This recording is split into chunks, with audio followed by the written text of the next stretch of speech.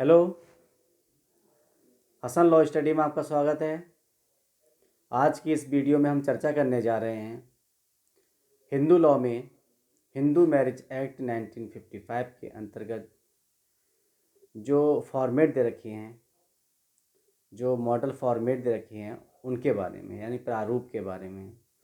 3 format पर मैं discuss कर चुका हूँ। आज चौथा फॉर्मेट है कि जो हम याचिका कोर्ट में अगर आती है तो उसका जवाब कैसे लिखेंगे, उसका प्रत्युत्तर कैसे देंगे, यानी कि रिटिन स्टेटमेंट WS कैसे लिखेंगे, इस पर चर्चा करेंगे। अगर आप हमारे चैनल पर नए हैं तो मेरा चैनल नीचे रेड बटन दबाकर अभी सब्सक्राइब कर लें, बिल्कुल निःशुल्क है। मेरी इस वीडियो को लाइक करें, शेयर करें, कमेंट भी किया करें।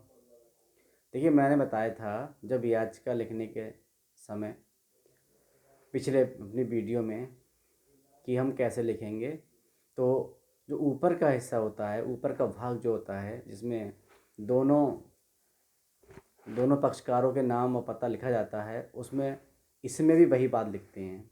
कोई कोर्ट में अगर याचिका आती है, कोई मुकदमा आता है, उस मुकदमा का उत्तर कैसे लिखेंगे, उसका जवाब कैसे देंगे, तो पहले वही चीज़ लिखेंगे। मैंने कहा जैसा उस समय याचिका में लिखा था, उस केस में लिखा था।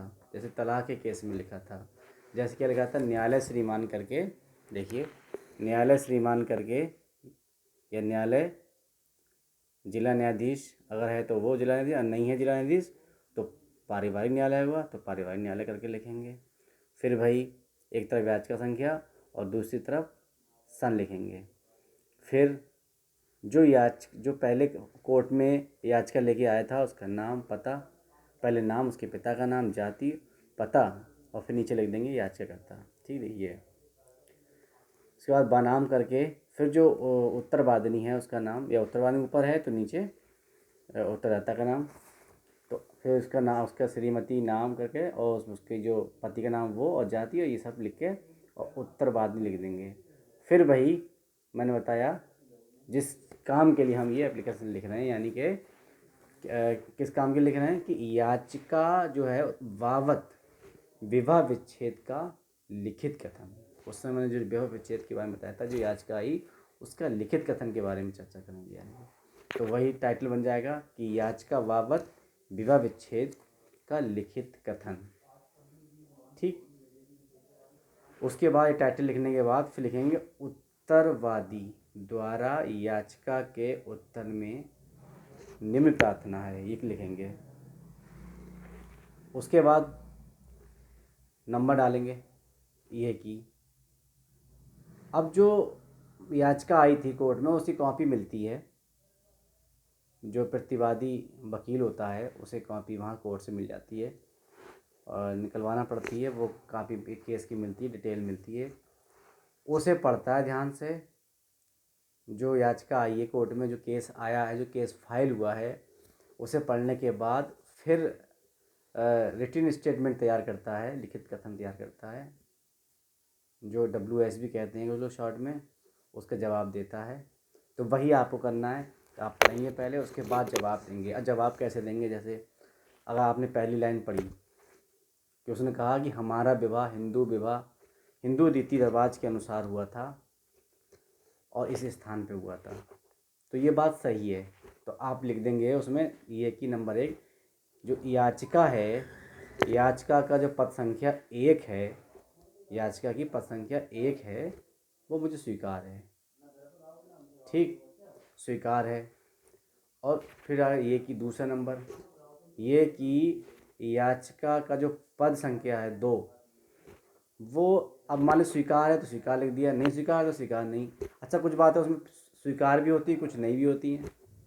तो उस लाइन में जो भी चीज़ लिखी है, अगर आपको स्वीकार भी है और नहीं स्वीकार भी है, कुछ बातें सही हैं और कुछ गलत, तो आप लिख दें कि जो मत संख्या 2 है या पद संख्या 2 है, ठीक है, तो वो संख्या जो 2 है वो आंशिक रूप से स्वीकार है हमें। अब आया नंबर 3, तो याचिका का जो पद संख्या 3 है वो मुझे अस्वीकार है, क्योंकि इसने गलत बात लिखी है। जो भी बात लिखी है आप अस्वीकार, मतलब जरूरी नहीं मैं 3 नंबर भी अस्वीकार, जो जो जैसे जैसे लिखा हुआ है आपको लगता है सही है तो सही स्वीकार कर लीजिए, गलत लिखा है तो अस्वीकार कर दीजिए, कुछ सही है कुछ गलत है तो उस पर लिख दीजिए अंशतः स्वीकार है। तो इस तरीके से लिखते चले जाइए, अगर स्वीकार तो स्वीकार, नहीं है तो नहीं। लगभग 6-7 टॉपिक तक या 8 टॉपिक तक आप लिखते रहिए। फिर आप लिखेंगे 7 नंबर या 8 नंबर जाकर कि याचिका की पद संख्या 8 से लेकर 10 तक या 11 तक जो भी है, कि मुझे 7 से लेकर 11 तक कानूनी होने से इनका उत्तर देने की आवश्यकता नहीं है, क्योंकि उसमें हम लिखा था कि इतने से इतने तक कानूनी है, मेरे वकील या अधिवक्ता द्वारा इस सलाह की गई है, जो बिल्कुल ठीक है उचित है। तो वो बातें ये कहेंगे कि जो कानूनी है उसका उत्तर देने की आवश्यकता नहीं है हमें। उसके बाद आप अतिरिक्त कथन लिखिए, एक नया वो डालिए अतिरिक्त कथन बीच में, जैसे लिखा था बीच में बनाम करके, ऐसी बीच में यहाँ पर अतिरिक्त कथन और बातें हम कहना चाहते हैं। ये तो हमने स्वीकार अस्वीकार करी हैं, नंबर से लिखकर स्वीकार या अस्वीकार करी हमने 1 2 3 करके उत्तर में, क्योंकि WS लिख रहे हैं ना इस समय हम। अब अतिरिक्त कथन क्या करेंगे आप, अगर लिख के लिखेंगे ये कि जो भी नंबर आ रहा है, अगर आपका 9 नंबर आया 10 नंबर आया, वो जो नंबर आया उस नंबर आगे बढ़ाएंगे आप अपने नंबर को, क्रम को, और लिखेंगे ये कि जो अपने विवाह के पश्चात, अपनी बात लिखेंगे, विवाह के बाद इतने इतने साल तक हम रहे, या हमारा उसके इतने फिर के साल के बाद हमारा बेटा हुआ या बेटी हुई। अगर जैसे बेटी हुई तो आप क्या लिख सकते हैं कि इतने साल के बाद जब बेटी हुई हमारी, 14-15 महीने के बाद या 2 साल के बाद बेटी हुई, तब से ये विवाद शुरू हुआ था और इसका विरोध शुरू किया था, और इसी बात को लेकर बार बार विवाद झगड़ा होता रहता था, नाराज़गी रहती थी आपस में, ये बात लिख सकते हैं। और भी लिख सकते हैं कि ये जो पति है हमारा, ये जो मतलब याची करता है, वो दोष करता है और ये क्रूरता दिखाता है और मारपीट करता है, और इस तरीके की बातें दिखा सकते हैं आप, सब लिख सकते हैं। गाली गलौज करता है, गुस्सैल है बहुत बड़ा, सारी बातें लिख सकते हैं उसमें आप अपने अनुसार, जो जैसा कि केस होगा केस के अनुसार लिख सकते हैं। और ये क्या फिर लास्ट में कह सकते हैं कि इसे अर्थदंड या दंडित भी किया जाए, इस तरीके लिख सकते हैं। और लास्ट के लिए हम ये भी लिख सकते हैं कि प्रार्थना पत्र में याचिका का जो सव्यय है, सव्यय सहित याचिका निरस्त करने योग्य निरस्त कर दी जाए। ये जो हमारी प्रार्थना ये है कि याचिका को निरस्त कर दिया जाए, किसकी, जो याचिकाकर्ता लेके आया है। फिर क्या करेंगे, बीच बीच में नहीं, एक साइड से जो हस्ताक्षर है वो उत्तर वादनी है, उसके हस्ताक्षर हैं एक साइड से मतलब है सीधे हाथ पर दाहिनी तरफ उत्तर वादनी हस्ताक्षर होंगे, और बाएं तरफ हो जाएंगे अधिवक्ता, थोड़ा हटकर अधिवक्ता के साइन और उसकी स्टैम्प, और एक बिल्कुल लास्ट साइड में स्थान, जो जगह है जहाँ जो ज़िला है, ज़िले का नाम और तारीख, जो भी तारीख होगी। अब उसके बाद सत्यापन आएगा, जैसे बीच में अतीत कथन लिखा था आपने, ऐसी उसके बाद अब सत्यापन लिखा जाएगा उसी पेज में। सत्यापन मैं एक बार शॉर्ट में किताब से दिखा दूँगा, देखिए किताब मेरे सामने है और मैं दिखाने के लिए रखी ये है, ठीक।